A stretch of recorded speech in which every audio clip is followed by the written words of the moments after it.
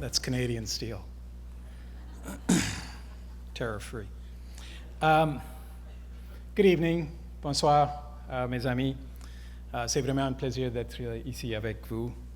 Let me begin by acknowledging the indigenous lands on which we are gathered. I think it's truly important always to recognize the deep history and stewardship of these lands. I also want to offer my heartfelt congratulations to all the award recipients tonight, many of whom I've had the distinct pleasure of working alongside over the years. I salute each and every one of you for your service to Canada and to Canadians. It's a real honor, and frankly, really intimidating to be in such esteemed company. Thank you to the Public Policy Forum. I know, Edward, you're here, Inez, Jay, the entire board, Andre, thank you. And above all, to my family, my wife, my beautiful wife who's here, my son who's also here, thank you.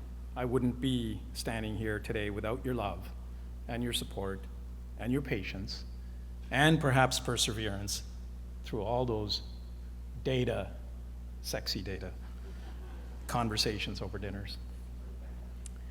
I have devoted most of my professional life to the public service because frankly it gave me meaning, it gave me joy, a decent life, and the chance to give back to a country I love dearly, a country that I immigrated to with my family some 50 years ago now. Public service may not always be glamorous, or in fact for everyone, but to me, it's where the magic happens. It's where we try, sometimes clumsily, often courageously, to make things better for everyone. As Margaret Mead famously said, never doubt that a small group of thoughtful, committed citizens can change the world. Indeed, it's the only thing that ever has. So this recognition belongs to all of you, especially to the dedicated public servants who show up each and every single day, quietly making life better for all Canadians.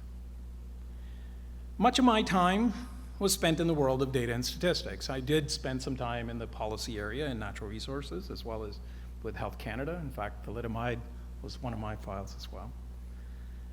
And collecting, tabulating, analyzing, disseminating well-researched facts and evidence were my calling card. I became, in a sense, Canada's socioeconomic storyteller. And I've told stories to anyone who would listen. Prime ministers and cabinet ministers, clerks and deputy ministers, business leaders, the media, academics, researchers, students, citizens, and the like.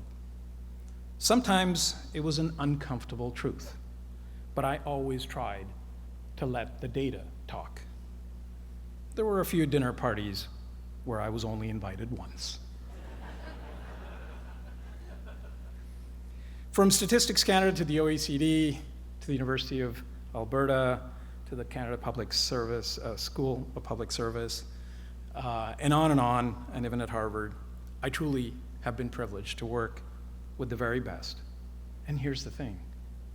Canada's data systems must not only remain world-class, they must go beyond.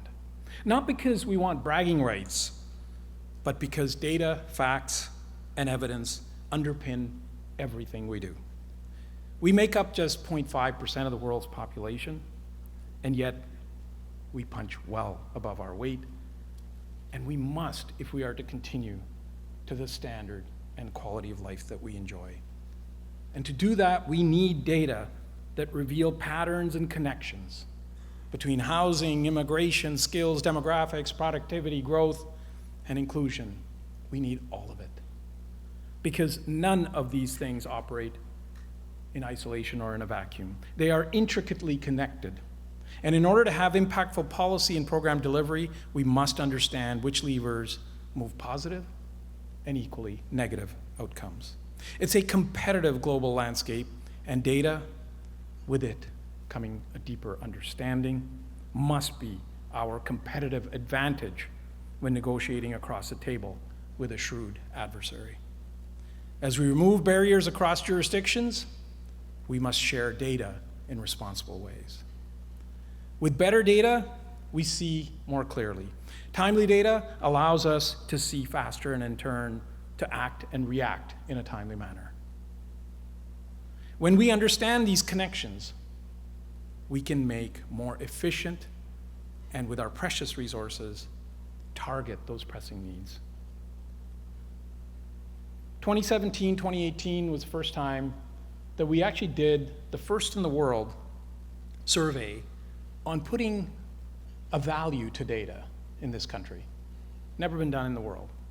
And what we found out, that the value of the stock of our data was actually even larger than the stock of our natural resources. The flow, in other words, how much we put into each year into our data, was actually more than how much we invested in exploration and production.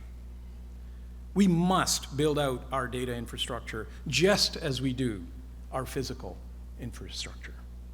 We can't afford the unintended consequences of isolated or ineffective policy interventions.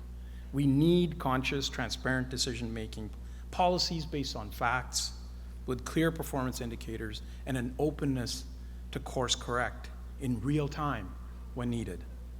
To ignore data gaps when we have the means to fill them is a conscious choice.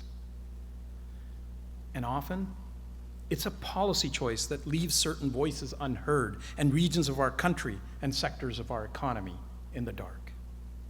And let's be honest, when good data are missing, misinformation rushes in to take its place. That's not just inconvenient, it's a very dangerous thing. Democracy thrives on understanding, not fear.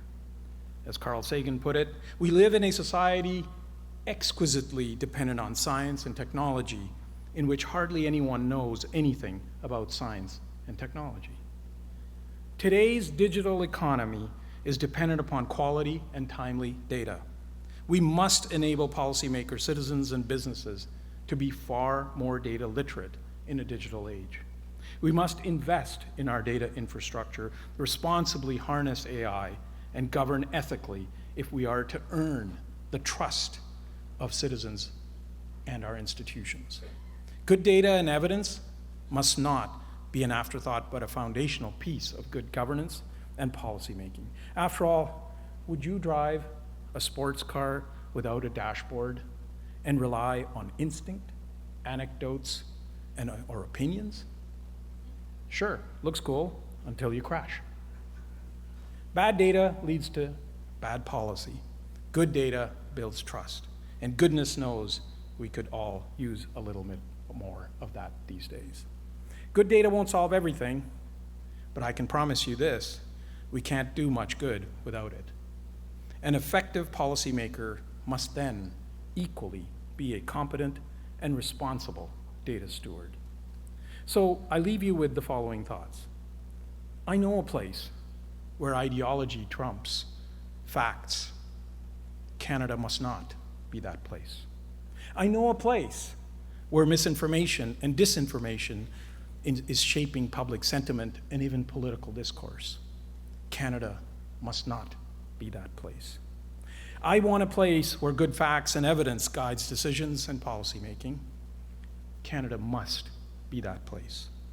I want a place where our fact base is inclusive and respects diversity. Canada must be that place. I want a place where artificial intelligence applications are based on unbiased, ethical, and good data quality that furthers our understanding and moves our economy forward with our people. Canada can be that place. Oh, digital Canada, facts and truth